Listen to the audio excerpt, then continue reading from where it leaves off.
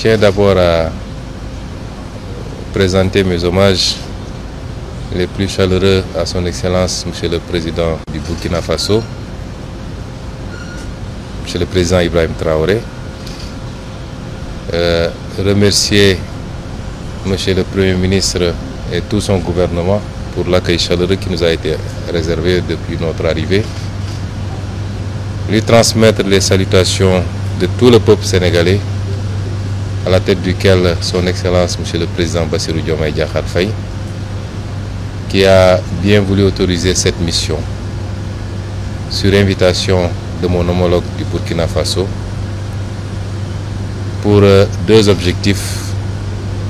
D'abord une visite pour participer à la célébration d'un grand et digne fils de l'Afrique, d'un leader qui illumine depuis quelques décennies tous les combats patriotiques, panafricanistes et souverainistes du continent, c'est-à-dire le regretté président Thomas Sankara, qui sera célébré demain à travers l'inauguration du mausolée qui lui est dédié, mais également une visite de travail avec mon homologue du Burkina sur un certain nombre de thématiques de coopération entre nos deux pays. Et c'est dans ce cadre-là que nous avons eu l'honneur d'être reçus par Monsieur le Président du Burkina Faso, qui nous a accordé un long entretien pendant lequel nous avons pu passer en revue un certain nombre de problématiques. D'abord sécuritaires, et je tiens au nom du président Bassirou Diomaye Faye à transmettre à tout le peuple burkinabé la solidarité du peuple sénégalais face à cette épreuve qui lui est imposée, qu'il n'a pas choisie, mais qui lui a été imposée. Transmettre un message de soutien absolu au président Traoré, à tout son gouvernement et au peuple burkinabé dans sa lutte contre ce terrorisme qui lui a été imposé. Envisager toute possibilité de collaboration et de soutien face à cette épreuve. Parce qu'il est illusoire de penser que lorsque le Burkina ou le Mali ou le Niger subissent cette épreuve, que ça restera simplement dans les frontières de ces pays. Nous savons tous que nos destins sont liés par l'histoire et par la géographie. Et qu'aucun de nos pays ne peut être épargné par cette gangrène si elle continue à s'épancher à travers l'Afrique de l'Ouest. Et c'est pourquoi le Sénégal, au-delà de la manifestation de la solidarité, n'exclura aucune forme de collaboration pour soutenir nos frères dans cette épreuve.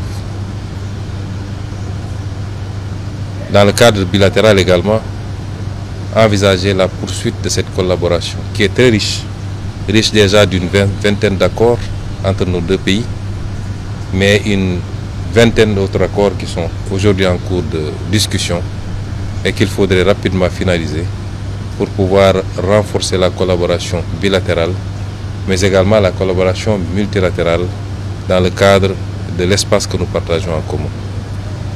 J'ai été très ravi d'écouter le président Traoré pendant de longues minutes nous exposer un peu la situation, mais également nous faire étalage de la résilience du peuple burkinabé face à cette épreuve.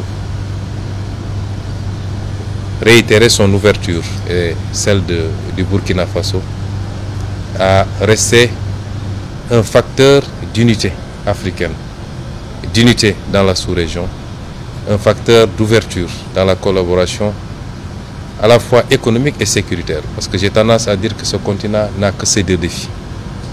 Et tout ce que nous devons faire doit tourner autour de cela. Évidemment, pour un pays comme le Burkina, le défi s'en trouve beaucoup plus important de devoir faire face aux exigences économiques qui sont des exigences pour tous les peuples, mais particulièrement les peuples d'Afrique, mais en même temps à devoir faire face à la crise sécuritaire qu'il vit.